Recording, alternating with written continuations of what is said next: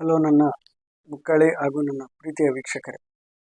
ಈ ಹಿಂದೆ ಹೇಳಿದಾಗೆ ನಾನು ನನ್ನ ಯೂಟ್ಯೂಬ್ ಚಾನಲಲ್ಲಿ ಕನ್ನಡ ವ್ಯಾಕರಣ, ಇಂಗ್ಲೀಷ್ ಗ್ರಾಮರ್ ಮತ್ತು 8th 9th science maths classes, ಹಾಗೆ ನವೋದಯ ಕ್ಲಾಸಸ್ ಬಗ್ಗೆ ಇನ್ಫಾರ್ಮೇಷನ್ ಅಂದರೆ ಈ ಥರ ಕ್ಲಿಯರ್ ಕಟ್ಟಾಗಿ ಪ್ಲಾನ್ ಪ್ರಕಾರ ಬಂದೀನಿ.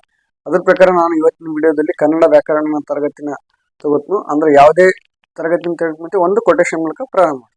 ಆ ಕೊಟೇಶನ್ ಇವತ್ತಿನ ಕೊಟೇಶನ್ ಏನಪ್ಪ ಅಂತಂದ್ರೆ, ಭಾಷೆಗಾಗಿ ವ್ಯಾಕರಣ ಹೊರತು ವ್ಯಾಕರಣಕ್ಕಾಗಿ ಭಾಷೆ ಇಲ್ಲ, ಕಾವ್ಯಕ್ಕಾಗಿ ಛಂದಸ್ಸೆ ಹೊರತು ಛಂದಸ್ಸಿಗಾಗಿ ಕಾವ್ಯ ಇಲ್ಲ. ಅಂದ್ರ ನಾವು ಮಾತಾಡೋ ಭಾಷೆ ಎಲ್ಲೇ ಮೀರಿತು ಅಂದ್ರೆ ಎಲ್ಲರಿಗೂ ಇಡೀ ಜಗತ್ತಲ್ಲಿ ಯಾವ್ದ ಭಾವನೆಗಳ ಮೂಲಕ ಮಾತಾಡ್ತೀವಿ ನಾವು. ಅಂದ್ರೆ ಭಾವನೆಗೂ ಭಾಷೆಗೂ ಬಹಳ ಸಂಬಂಧ ಇದೆ ಹೊರತು ವ್ಯಾಕರಣಬದ್ಧವಾಗಿ ಮಾತಾಡ್ಲಿಕ್ಕಂದ್ರೂ ಕೂಡ ಭಾಷೆಗೆ ತನ್ನದೇ ಆದ ಮಹತ್ವವನ್ನು ಯಾವಾಗ್ಲೂ ಇದ್ದೇ ಇರುತ್ತೆ. ಜನಪದರು ಮಾತಾಡೋ ಭಾಷೆಯಲ್ಲಿ ಮತ್ತೆ ಮುದ್ದು ಮಕ್ಕಳು ಮಾತಾಡೋ ಭಾಷೆಯಲ್ಲಿ ಯಾವುದೇ ವ್ಯಾಕರಣ ಇರಂಗಿಲ್ಲ, ಆದ್ರೂ ಕೂಡ ಚೆನ್ನಾಗಿ ಕಾಣುತ್ತೆ. ಅದೇ ರೀತಿ ನಾವು ನಮ್ಮ ಸ್ನೇಹಿತರ ಜೊತೆಗೆ ಅಡ್ಡಾಡಿದಾಗ ಏನ್ಲೇ ಯಾಕ್ಲೆ ಹಿಂಗ್ಯಾಕ್ ಮಾಡ್ತಿ ಹಂಗ್ಯಾಕ್ ಮಾಡ್ತಿ ಅಂತ ಅಲ್ಲಿ ವ್ಯಾಕರಣ ಇಲ್ಲ ಅಂದ್ರೂ ಕೂಡ ಭಾಷೆಗೆ ತನ್ನದೇ ಆದ ಮಹತ್ವ ಐತಿ. ಆದ್ರೂ ಕೂಡ ಮತ್ತೆ ಅದ್ರ ಜೊತೆಗೆ ಕವಿತೆಗಳಲ್ಲೂ ಕೂಡ ಜನಪದರು ಮಾಡುವಂತ ಹಲವಾರು ಹಾಡುಗಳು, ಯಾವುದೇ ಹಾಡು ಪ್ರೆಸೆಂಟ್ ಇರೋದೇ ಟ್ರೆಂಡಿಂಗ್ ಇರೋದು ಜನಪದ ಹಾಡುಗಳು ಎಷ್ಟು ಅದ್ಭುತವಾಗಿರ್ತಾವ ಅಂತಂದ್ರೆ ಹಾಡುಗಳು ಬಹಳ ಮುದ್ದಾಗಿರ್ತಾವ. ಆದ್ರೂ ಕೂಡ ಅದ್ರಲ್ಲಿ ಯಾವುದೇ ತರ ಛಂದಸ್ಸು ಇರಂಗಿಲ್ಲ, ಯಾವುದೇ ತರ ಪ್ರಸ್ತಾರ ಇರಂಗಿಲ್ಲ, ಯಾವುದೇ ತರ ಇರಂಗಿಲ್ಲ, ಯಾವುದೇ ತರ ರಾಗ ತಾಳ ಅವ್ರಿಗೆ ಗೊತ್ತೇ ಇಲ್ಲ, ಆದ್ರೂ ಕೂಡ ಬಹಳ ಮುದ್ದಾಗಿ ಆಡ್ತಾರೆ. ಅದಕ್ಕೋಸ್ಕರ ಈ ಕೊಟೇಶನ್ ತಗೊಂಡೆ. ಯಾಕಪ್ಪ ಅಂತಂದ್ರೆ ಭಾಷೆಗಾಗಿ ವ್ಯಾಕರಣ ಹೊರತು ವ್ಯಾಕರಣಕ್ಕಾಗಿ ಭಾಷೆ ಅಲ್ಲ. ಅಂದ್ರೆ ಭಾಷೆ ಇಡೀ ಜಗತ್ತಿಗೆ ಒಂದೇ, ಎಲ್ಲೇ ಮೀರಿದಿರುತ್ತಾ ಅದು ಭಾವನೆಗಳಿಗೆ ಸಂಬಂಧಿಸಿದಂತೆ ಭಾವನೆಗಳ ಸಂಬಂಧಿಸಿದ ಭಾಷೆಗೆ ಬಹಳ ಮಹತ್ವ ಇರುತ್ತ. ಅದೇ ರೀತಿ ಕವಿತೆಗಳಲ್ಲಿ ಕೂಡ ಅನುಭವದಿಂದ ಬಂದಂತ ಹಾಡುಗಳು ಕವಿತೆಗಳು ಏನಿರ್ತಾವಲ್ಲ ಅವು ಮನಸ್ಸಿಗೆ ಮುಕ್ತವಂತ ಹೇಳ್ತಾ ಇವತ್ತಿನ ತರಗತಿನ ಪ್ರಾರಂಭ ಮಾಡೋಣ. ಇವತ್ತಿನ ತರಗತಿ ಏನಪ್ಪಾ ಅಂತಂದ್ರೆ ಕನ್ನಡ ವ್ಯಾಕರಣ ನಾನು ಏನ್ ಹೇಳ್ತನಪ್ಪ ಅಂತಂದ್ರ ವರ್ಣಮಾಲೆಗಳು, ಸಂಧಿಗಳು, ಸಮಾಸಗಳು, ನಾಮಪದಗಳು, ತತ್ಸಮ ತದ್ಭವಗಳು, ವಿಭಕ್ತಿ ಪ್ರತ್ಯಯಗಳು, ಕೃದಂತಗಳು, ಅಲಂಕಾರಗಳು, ಕ್ರಿಯಾಪದಗಳು, ಅವ್ಯಯಗಳು, ದೇಶಿ ಅನ್ಯದೇಶಿ ಪದಗಳು, ದ್ವಿರುಕ್ತಿ, ಛಂದಸ್ಸು, ವಾಕ್ಯ ಮತ್ತು ವಾಕ್ಯ ಪ್ರಕಾರಗಳು. ಇದಿಷ್ಟು ನನ್ನ ಸಿಲೆಬಸ್ ಪ್ರಕಾರ ಕನ್ನಡ ಗ್ರಾಮರ್ ಅಂದ್ರೆ 1ರಿಂದ 10ನೇ ತರಗತಿ ಒಳಗೆ ಎಕ್ಸಾಮ್ಸ್ ಅಲ್ಲಿ ಏನ್ ಕೇಳ್ತಾರೆ ನೋಡ್ರಿ ಅದನ್ನೆಲ್ಲ ಸಿಲೆಬಸ್ ಬರ್ಕೊಂಡೆ ನಾನು. ಇದೆಲ್ಲ ವಿಡಿಯೋಸ್ ಈಗ 2 ಮಂತ್ ನಲ್ಲಿ, ಅಂದ್ರೆ ಈ 2 ಮಂತ್ ನಲ್ಲಿ Kannada grammar, English grammar classes ನ ಆಲ್ಮೋಸ್ಟ್ ಆಲ್ ಕ್ಲೋಸ್ ಮಾಡಕ್ ಪ್ರಾರಂಭ ಮಾಡಿದ್ನು. ಇದಾದ್ಮೇಲೆ ರೆಗ್ಯುಲರ್ ಕ್ಲಾಸಸ್ ಅಲ್ಲಿ 8th 9th science 10th maths science classes ಮಾಡೋ ಪ್ರಯತ್ನ ಮಾಡಿದ್ನು. ತಡ ಮಾಡೋದು ಬೇಡ, ಕ್ಲಾಸ್ನ ಪ್ರಾರಂಭ. ಇವತ್ತಿನ ತರಗತಿಯಲ್ಲಿ ನಾನು ಕನ್ನಡ ವರ್ಣಮಾಲೆಗಳ ಪಾಠವನ್ನ ಕಂಪ್ಲೀಟ್ ಆಗಿ ಮುಗಿಸ್ಕೊಡುವಂತ ಪ್ರಯತ್ನ ಮಾಡ.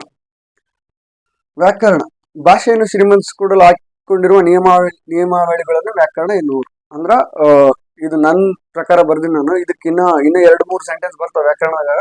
ಅಂದ್ರೆ ಭಾಷೆ ದೊಡ್ಡದಂತ ಹೇಳಿದ್ನಲ್ಲ, ಭಾಷೆಯಲ್ಲಿ ಭಾಷೆನ ಶ್ರೀಮಂತಗೊಳಿಸ್ಬೇಕಂತಂದ್ರ ಅದಕ್ಕೆ ತಂದೆ ಆದ ನಿಯಮಗಳು ಇರ್ಲೇಬೇಕು. ಯಾವುದೇ ಮನುಷ್ಯ ಬೆಳಿಬೇಕಂತಪ್ಪ ಅಂತಂದ್ರ, ಮನುಷ್ಯ ದೊಡ್ಡ ಉದ್ದು ಹೋಗ್ಬೇಕಂತಂದ್ರ ಸಿಸ್ಟಮೆಟಿಕ್ ಆಗಿ ಓದಾಗ ಮಾತ್ರ ಅದಕ್ಕೆ ತಂದೆ ಆದ ಮಹತ್ವ ಇರುತ್ತೆ. ಅಂದ್ರ ತಂದೆ ಆದ ತನ್ನ ಗರಿಮೆ ಹೆಚ್ಚಕ್ಕಿಂತ ಹೋಗುತ್ತೆ. ಸಿಸ್ಟಮೆಟಿಕ್ ಮಾಡೋದ್ರಿಂದಾನೇ ಅದಕ್ಕೆ ತನ್ನದೇ ಆದ ಮಹತ್ವ ಜೊತೆಗೆ ತಾನು ಬೆಳಿತಾನ, ಸುತ್ತಮುತ್ತಲು ವರ್ಗವನ್ನು ಜಯಿಸ್ತಾನೆ. ಅದಕ್ಕೋಸ್ಕರ ಭಾಷೆಯು ತನ್ನ ತಾನೇ ಶ್ರೀಮಂತ ಏನ್ ಮಾಡತ್ತಪ್ಪ ಅಂದ್ರೆ ಕೆಲವೊಂದು ನಿಯಮಾವಳಿಗಳನ್ನ ಹಾಕೊಂಡಿರುತ್ತೆ. ಆ ನಿಯಮ ಪ್ರಕಾರ ಮಾತಾಡಿದ ನಂತರ ಅದಕ್ಕೊಂದು ಒಳ್ಳೆ ಮಹತ್ವ, ಒಳ್ಳೆ ಉದ್ದೇಶ ಇರುತ್ತೆ. ಅದಕ್ಕೋಸ್ಕರ ಇದನ್ನೇ ಏನಂತ ಕರಿತೀವಿ ನಾವು ವ್ಯಾಕರಣ ಅಂತೇಳಿ ಕರಿತೀವಿ. ಅಂದ್ರೆ ಇವತ್ತಿನ ಕ್ಲಾಸ್ನಲ್ಲಿ ನಾನು ಇವೆಲ್ಲಷ್ಟ್ರ ಜೊತೆಗೆ ಕನ್ನಡ ವರ್ಣಮಾಲೆಗಳನ್ನ ತೆಗೆದುಕೊಳ್ತೀನಿ ನೋಡ್ರಿ. ಕನ್ನಡ ವರ್ಣಮಾಲೆ ತರಗತಿ ತಿಳ್ಕೊಂಡು ಬನ್ನಿ. ಕನ್ನಡ ವರ್ಣಮಾಲೆಯಲ್ಲಿ ಒಟ್ಟು 49 ಅಕ್ಷರಗಳಿವೆ. ಅವುಗ 49 ಅಕ್ಷರಗಳು ಯಾವಪ್ಪ ಅಂತಂದ್ರ ಅ, ಆ, ಇ, ಉ, ರು, ಎ, ಐ, ಓ, ಔ, ಅಹ, ಕ, ಖ, ಗ, ಘ, ಞ, ಚ, ಛ, ಜ, ಝ, ಞ, ಟ, ಠ, ಡ, ಢ, ಣ, ತ, ಥ, ದ, ಧ, ನ, ಪ, ಫ, ಬ, ಭ, ಮ, ಯ, ರ, ಲ, ಬ, ಶ, ಶ, ಸ, ಹ, ಳ. ಇವು ಒಟ್ಟು 49 ಅಕ್ಷರಗಳನ್ನ ಹಲವಾರು ವಿಭಾಗಗಳಾಗಿ ಮಾಡ್ತೀವಿ ನಾವು.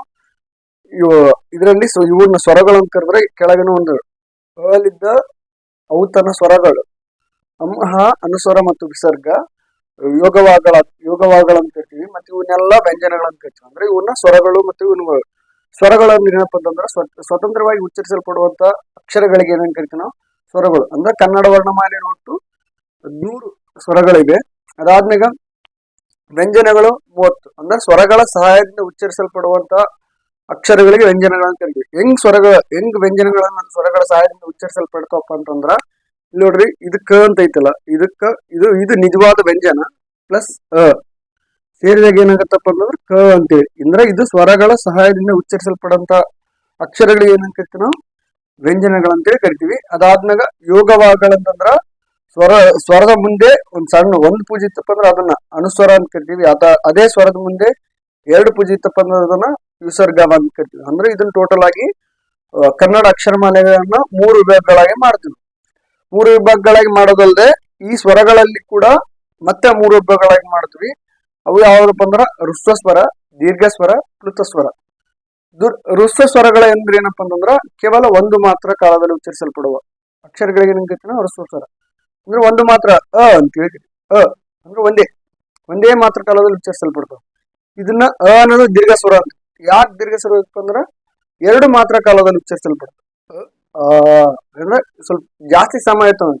ಅಂದ್ರೆ 2 ಅಥವಾ 3 ಮಾತ್ರ ಕಾಲದಲ್ಲಿ ಉಚ್ಚರಿಸಲ್ಪಡುವಂತ ಅಕ್ಷರಗಳಿಗೆ ಏನ್ ಕರಿತೀವಿ ನಾವು ದೀರ್ಘ ಸ್ವರಗಳನ್ನು ಕರಿತೀವಿ. ಅಂದ್ರೆ ಕನ್ನಡ ವರ್ಣಮಾಲೆಯಲ್ಲಿ ಒಟ್ಟು 6 ಹ್ರಸ್ವ ಸ್ವರಗಳಿದಾವ, ದೀರ್ಘ ಸ್ವರಗಳು 7 ಇರ್ತಾವ. ಇನ್ನು ಸರ್ ಪ್ಲುತ ಸ್ವರ ಅಂದ್ರೆ ಏನಪ್ಪಾ ಅಂತಂದ್ರ ಇ ಉ ಎ ಓ ರು ಇವೆಲ್ಲಷ್ಟು ಹ್ರಸ್ವ ಸ್ವರಗಳಾದ್ರ ದೀರ್ಘ ಸ್ವರಗಳು ಅಂತಂದ್ರ ಆ ಇ ಉ ಎ ಐ ಓ ಔ ಇವೆಲ್ಲ ದೀರ್ಘ ಸ್ವರಗಳು. ಅಂದ್ರ 6 ಹ್ರಸ್ವ ಸ್ವರಗಳು, 7 ದೀರ್ಘ ಸ್ವರಗಳು. ಪ್ಲುತ ಸ್ವರ ಏನಪ್ಪಾ ಅಂತಂದ್ರ ಕೆಲವೊಂದ್ಸತಿ ಮಾತಾಡೋವಾಗ ಏನ್ ಮಾತಾಡ್ತಪ್ಪ ಅಂದ್ರೆ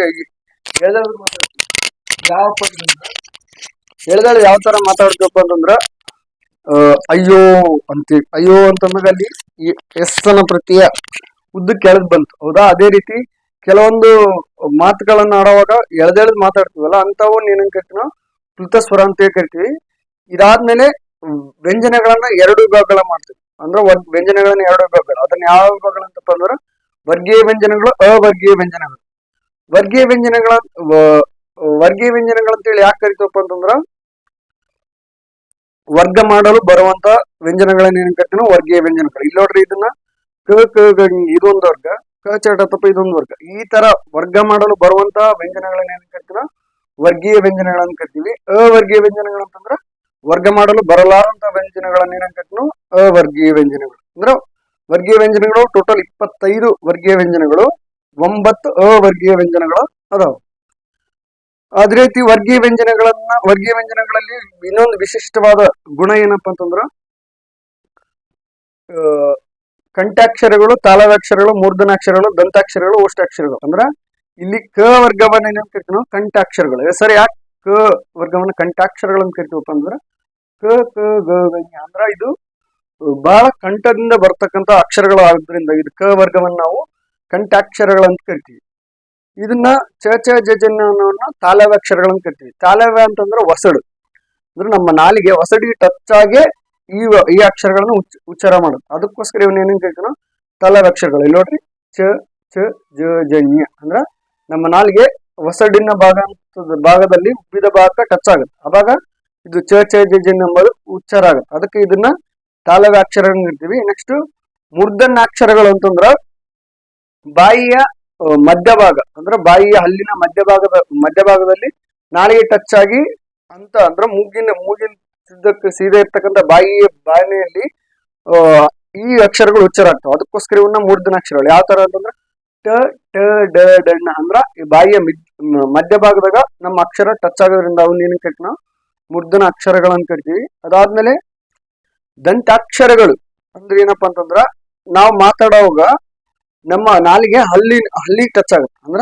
ದಂತ ಅಂದ್ರ ಹಲ್ಲು, ತ ತ ದ ದನ್ನ ಅಂದ್ರ ಅಲ್ಲಿಗೆ ಅಂದ್ರ ಅಲ್ಲಿನ ಸುತ್ತಮುತ್ತ ಇರ್ತಕ್ಕಂಥ ಅಕ್ಷರಗಳು ಟಚ್ ಆಗುತ್ತೆ. ಅದಕ್ಕೋಸ್ಕರ ನಾವು ಏನೇನ್ ಕರಿತೀವಿ ನಾವು ದಂತಾಕ್ಷರಗಳಂತ ಕರಿತೀವಿ. ನೆಕ್ಸ್ಟ್ ಇದಾದ್ಮೇಲೆ ಓಷ್ಟಾಕ್ಷರಗಳಂತ ಪ ವರ್ಗವನ್ನು ಕರಿತೀವಿ. ಸರ್ ಇವನ್ ಯಾಕೆ ಓಷ್ಟಾಕ್ಷರಗಳು ಅಂತಂದ್ರ ಓಷ್ಟಿ ಅಂದ್ರೆ ತುಟಿಗೆ ಟಚ್ ಆಗಿ ಬರ್ತಕ್ಕಂಥ ಅಕ್ಷರಗಳು ಏನ್ ಕರಿತೀವಿ ನಾವು ಓಷ್ಟಾಕ್ಷರಗಳು. ಪ ಪ ಬ ಅಂದ್ರ ತುಟಿ ಮೂಲಕನೇ ಉಚ್ಚಾರ ಮಾಡ್ತೀವಿ ಇವನ್ನೆಲ್ಲಷ್ಟು. ಅಂದ್ರ ಇದು ವರ್ಗೀಯ ವ್ಯಂಜನಗಳು ಇದೊಂದು ವಿಶಿಷ್ಟ ಗುಣ. ಇದಲ್ದೆ ವರ್ಗೀಯ ವ್ಯಂಜನಗಳನ್ನ ನಾವು ಮತ್ತು 3 ವಿಭಾಗಗಳನ್ನ ಮಾಡ್ತೀವಿ. ಯಾವ 3 ವಿಭಾಗ ಅಂತಂದ್ರ ಅಲ್ಪಪ್ರಾಣ, ಮಹಾಪ್ರಾಣ, ಅನುನಾಸಿಕ. ಸರ್ ಅಲ್ಪ ಪ್ರಾಣ ಮಹಾಪ್ರಾಣ ಸರ್ ಅಲ್ಪ ಪ್ರಾಣ ಅಂದ್ರೇನು, ಮಹಾಪ್ರಾಣ ಅಂದ್ರೇನು, ಅನುನಾಸಿಕ ಅಂದ್ರೆ ಏನಪ್ಪಾ ಅಂತಂದ್ರ ವರ್ಗ ಅಂದ್ರ ವರ್ಗೀಯ ವ್ಯಂಜನಗಳ ಮೊದಲನೇ ಸಾಲು ಮತ್ತು ಮೂರನೇ ಸಾಲುಗಳನ್ನ ಅಲ್ಪ ಪ್ರಾಣಗಳನ್ನ ಕರಿತೀವಿ. ಯಾಕೆ ಅಲ್ಪ ಪ್ರಾಣಗಳು ಅಂತಂದ್ರ ಅಲ್ಪ ಅಂದ್ರ ಕಡಿಮೆ, ಪ್ರಾಣ ಅಂದ್ರ ಉಸಿರು. ಹೌದಾ? ಅಲ್ಪ ಕಡಿಮೆ ಉಸಿರಿನಿಂದ ಉಚ್ಚರಿಸಲ್ಪಡುವಂತ ಅಕ್ಷರಗಳಿಗೆ ಏನೇನ್ ಕರಿತೀವಿ ನಾವು ಅಲ್ಪ ಪ್ರಾಣ ಅಕ್ಷರಗಳಂತೆ ಕರಿತೀವಿ. ನೆಕ್ಸ್ಟ್ ಮಹಾಪ್ರಾಣ ಅಂದ್ರ ಮಹಾ ಅಂದ್ರ ದೊಡ್ಡದು, ಪ್ರಾಣ ಅಂದ್ರೆ ಉಸಿರು, ಅಂದ್ರೆ ಹೆಚ್ಚು ಉಸಿರಿಂದ ಉಚ್ಚರಿಸಲ್ಪಡುವಂತ ಅಕ್ಷರಗಳಿಗೆ ಏನೇನ್ ಕರಿತೀವಿ ನಾವು ಮಹಾಪ್ರಾಣ ಅಕ್ಷರಗಳು. ಅನುನಾಸಿಕ ಅಂತಪ್ಪ ಅಂತಂದ್ರ ಮೂಗಿನ ಸಹಾಯದಿಂದ ಉಚ್ಚರಿಸಲ್ಪಡುವಂತ ಅಕ್ಷರಗಳನ್ನ ಏನಂತ ಕರಿತೀವಿ ನಾವು ಅನುನಾಸಿಕ ಅಕ್ಷರಗಳನ್ನ ಕರಿತೀವಿ. ಫಾರ್ ಎಕ್ಸಾಂಪಲ್ ನೋಡ್ರಿ, ಅಲ್ಪ ಪ್ರಾಣ ಕ ಚ ಟ ತ ಪ ಅಂದ್ರ ಕಡಿಮೆ ಉಸಿರು ಈಟಿಯಾಗಿ ಬಂದ್ಬಿಟ್ಟು, ಇದು ಈ ವರ್ಗ ನೋಡ್ರಿ ಕ ಚ ಟ ತ ಪ ಅಂದ್ರ ಸ್ವಲ್ಪ ಉಸಿರು ಜಾಸ್ತಿ ತಗೊಂತೈತಿ. ಇದು ಇದು ಮೂರನೇ ವರ್ಗ. ಇವನ್ನ ಅಲ್ಪ ಪ್ರಾಣಗಳಂತ ಕರೆದ್ರ, ಇವನ್ನೇನ್ ಕರೆದ್ ನಾವು ಅಲ್ಪ ಪ್ರಾಣಗಳ ಅಕ್ಷರಗಳನ್ನ ಕರೆದ್ರ ಇವನ್ನ ಮಹಾಪ್ರಾಣ ಅಕ್ಷರಗಳನ್ನ ಕರಿತೀವಿ. ಸರ್ ಇವನ್ನ ಯಾಕೆ ಅನುನಾಸಿಕ ಅಂತಂದ್ರೆ ಜ್ಞಾನ ನಾಮ ಅಂದ್ರ ಮೂಗಿನ ಸಹಾಯದಿಂದ ಉಚ್ಚರಿಸಲ್ಪಡುವಂತ ಅಕ್ಷರಗಳಿಗೆ ಏನೇನ್ ಕರಿತೀವಿ ನಾವು ಅನುನಾಸಿಕ ಅಕ್ಷರಗಳಂತ. ಟೋಟಲ್ 10 ಅಲ್ಪ ಪ್ರಾಣಾಕ್ಷರಗಳು, ಮಹಾಪ್ರಾಣಾಕ್ಷರಗಳು 10, ಅನುನಾಸಿಕ ಅಕ್ಷರಗಳು 5. ಇದು ಟೋಟಲ್ ಕನ್ನಡ ವರ್ಣಮಾಲೆ ಮುಗಿತು. ಇದಲ್ಲದೆ ಕೂಡ ಗುಣಿತಾಕ್ಷರಗಳಂತೆ ಕರಿತೀವಿ. ಅಂದ್ರ ಗುಣಿತಾಕ್ಷರಗಳು ಅಂದ್ರೆ ಏನಪ್ಪಾ ಅಂತಂದ್ರ ಕನ್ನಡ ವರ್ಣಮಾಲೆಯಲ್ಲಿ ಸ್ವರಗಳ ಸಹಾಯದಿಂದ ವ್ಯಂಜನಗಳನ್ನ ಉಚ್ಚರಿಸಲ್ಪಡ್ತೀವಿ ನಾವು. ಯಾವ ರೀತಿಯಪ್ಪ ಅಂತಂದ್ರ ಕ ಪ್ಲಸ್ ಅ ಏನಾಗತ್ತಪ್ಪ ಅಂದ್ರೆ ಕ. ನೆಕ್ಸ್ಟ್ ಕ ಪ್ಲಸ್ ಅ ಏನಾಗತ್ತಪ್ಪ ಅಂದ್ರೆ ಕ. ಈ ತರ ಟೋಟಲ್ ಆಗಿ ಈ ತರ ಉಚ್ಚರಿಸಲ್ಪಡ್ತವಲ್ಲ, ಇದನ್ನ ಏನೇನ್ ಕರಿತೀವಿ ನಾವು ಇವನ್ನೆಲ್ಲ ಗುಣಿತಾಕ್ಷರಗಳಂತೆ ಕರಿತೀವಿ. ನಾವು ಏನಂತ ಕರಿತೀವಿ ಗುಣಿತಾಕ್ಷರಗಳಂತೆ ಕರಿತೀವಿ. ಕನ್ನಡದಾಗ ಗುಣಿತಾಕ್ಷರಗಳು, ಇವೆಲ್ಲ ಗುಣಿತಾಕ್ಷರಗಳು ಆದ್ರೂ ಕೂಡ ಇದಾದ್ಮೇಲೆ ಹೇಳಿದ್ನಲ್ಲ ನಾನು, ಇವೆಲ್ಲ ನಿಜವಾದ ವ್ಯಂಜನಗಳು ಯಾವ ತರ ಇರ್ತಪ್ಪ ಅಂತಂದ್ರ ಖ ಖ ಘ ಘ ಈ ತರ ನಿಜವಾದ ವ್ಯಂಜನಗಳು. ಇವಕ್ಕ ಸ್ವರಗಳ ಸಹಾಯದಿಂದ ಮತ್ತೇನ್ ಮಾಡ್ತೀವಿ ನಾವು ಗುಣಿತಾಕ್ಷರಗಳು ಅಂತೇಳಿ ಕಲಿದ್ದ ಜ್ಞಾತನ ಹುಡ್ರಿಗೆ ವರ್ಕ್ ಕೊಟ್ರು. ಹುಡ್ರಿಗೆ ಅಂದ್ರೆ ಈ ಬೇಸಿಕ್ ನಿಂದ ಬಂದ್ರೆ ಹುಡ್ರು ಎಲ್ಲವನ್ನು ಚೆನ್ನಾಗಿ ಕಲಿಸೋ ಒಂದು ಉದ್ದೇಶದಿಂದ ಎಲ್ಲವನ್ನು ನಾನು ನೀಟಾಗಿ ಎಕ್ಸ್ಪ್ಲೇನ್ ಮಾಡಕತ್ತೀನಿ. ನೆಕ್ಸ್ಟ್ ಇದಾದ್ಮೇಲೆ ಸಂಯುಕ್ತಾಕ್ಷರಗಳನ್ನ ಬರ್ತಾವ. ಸಂಯುಕ್ತಾಕ್ಷರಗಳಂತಂದ್ರ ಕನ್ನಡದಾಗ ಅಚ್ಚ ಕನ್ನಡ ಗಿಳಪ್ಪ ಅಂದ್ರೆ ಒತ್ತಾಕ್ಷರಗಳು ಅಂತ ಹೇಳ್ಬೋದು. ಅಂದ್ರ ಸಜಾತಿ ಸಂಯುಕ್ತಾಕ್ಷರ, ವಿಜಾತಿ ಸಂಯುಕ್ತಾಕ್ಷರ. ಸಜಾತಿ ಸಂಯುಕ್ತಾಕ್ಷರ ಅಂತಂದ್ರ ಅಂದ್ರ ಸೇಮ್ ಒತ್ತಕ್ಷರ ಇರ್ಬೇಕು. ಅಂದ್ರೆ ಸಜಾತಿ ಸಂಯುಕ್ತಾಕ್ಷರಪ್ಪ ಅಂತಂದ್ರ ಕನೇ ಒತ್ತು, ಅಂದ್ರೆ ಇದು ಏನಾಗತ್ತ ಅಂದ್ರೆ ಸಜಾತಿ ಸಂಯುಕ್ತಾಕ್ಷರ. ವಿಜಾತಿ ಸಂಯುಕ್ತ ಅಂದ್ರೆ ಕ ಕ್ಷ ಒತ್ತಾಗಿರ್ಬೋದು, ವಕ್ಕ ಯಾವತ್ತಾಗಿರ್ಬೋದು. ಇವೆಲ್ಲ ಇವು ವಿಜಾತಿ ಸಂಯುಕ್ತಾಕ್ಷರಗಳು. ಇವು ವಿಜಾತಿ, ಇದು ಸಜಾತಿ ಸಂಯುಕ್ತಾಕ್ಷರ. ಇದು ಟೋಟಲ್ ಆಗಿ ಕನ್ನಡ ಗ್ರಾಮರ್ ಅಲ್ಲಿ ವರ್ಣಮಾಲೆಗಳನ್ನ ಟೋಟಲ್ ಆಗಿ ತಗೊಂಬಂದಿನಿ. ಆದ್ರೂ ಕೂಡ ಒಂದು ಏನ್ ಮಿಸ್ಟೇಕ್ ಮಾಡಿದಪ್ಪ ಅಂದ್ರೆ ಇಲ್ಲಿ ಏನೈತಲ್ಲ ಐ ಮತ್ತು ಅವುಗಳನ್ನ ಏನೇನ್ ಕರಿತೀವಿ ನಾವು ಸಂಧ್ಯಾಕ್ಷರಗಳನ್ನ ಕರಿತೀವಿ. ಯಾಕೆ ಸಂಧ್ಯಾಕ್ಷರಗಳನ್ನ ಕರಿತಾರಪ್ಪ ಅಂತಂದ್ರ ಅ ಪ್ಲಸ್